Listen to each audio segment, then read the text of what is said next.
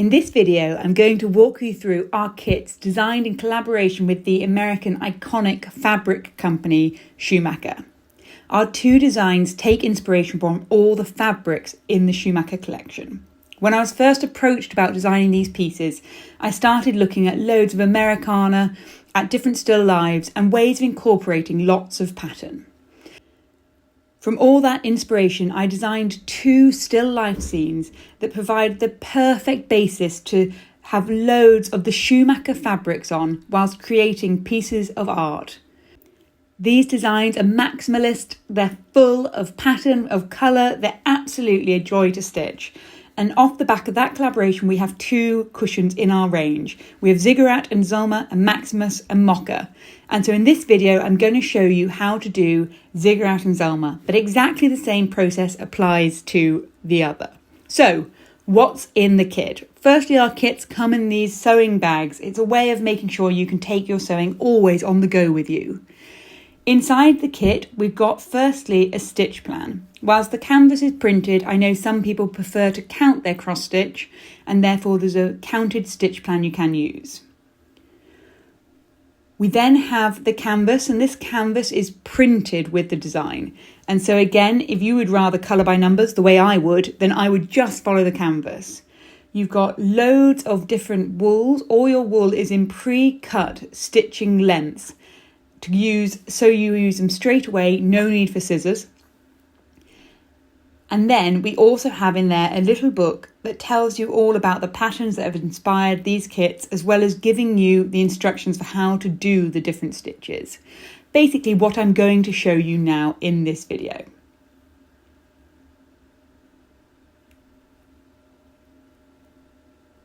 So when you first receive the kit, the first thing you want to do is organise your wool to make sure you know which colour's which.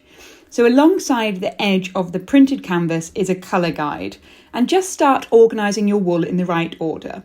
There is a picture on the website which shows which colours go where, but you'll find that it's quite obvious. There's only one red, there's only one purple, so it's quite obvious what's what. But before you get started, just familiarise yourself with all the colours that are going to go into this kit.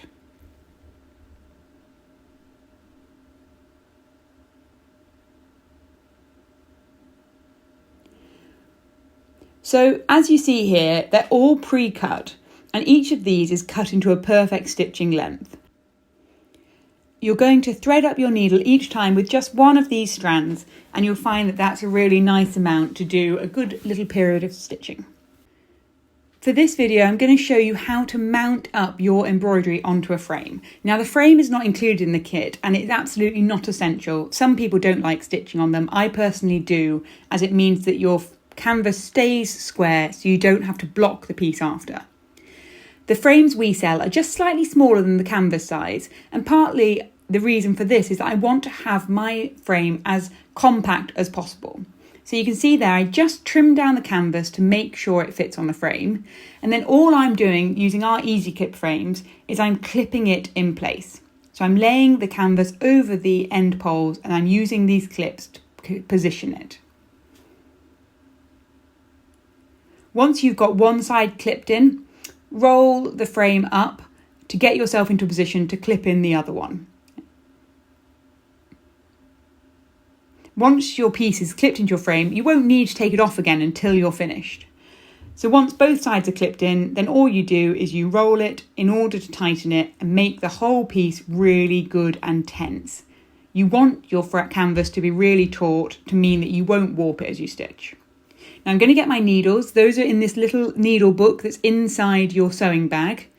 So grab your needle and thread it up with a strand of wool and you can tie a knot in the end. Now I'm going to start you off here with the large background area, and the background on this design is stitched using a brick stitch.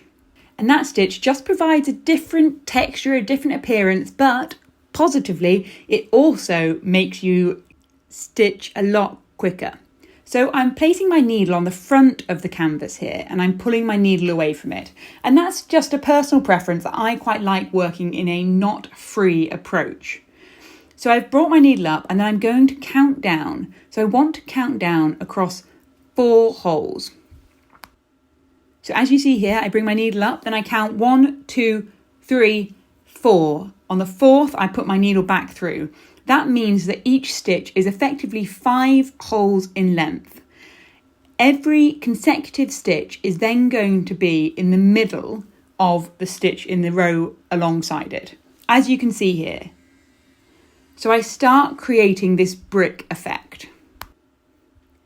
The key thing here is to make sure all your stitches end up going these 5 stitches in length and every single parallel line is intersecting the other.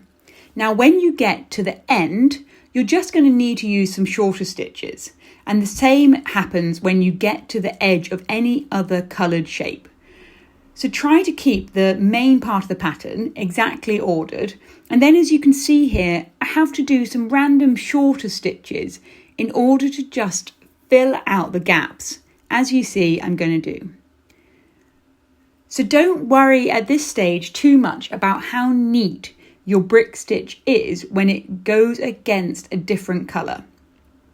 You're going to end up using a tent stitch on the other colour, which I'll come on to show you later, but all you just want to do is make sure the main body of the brick stitch remains consistent. You really want to get this pattern of the brick wall effect.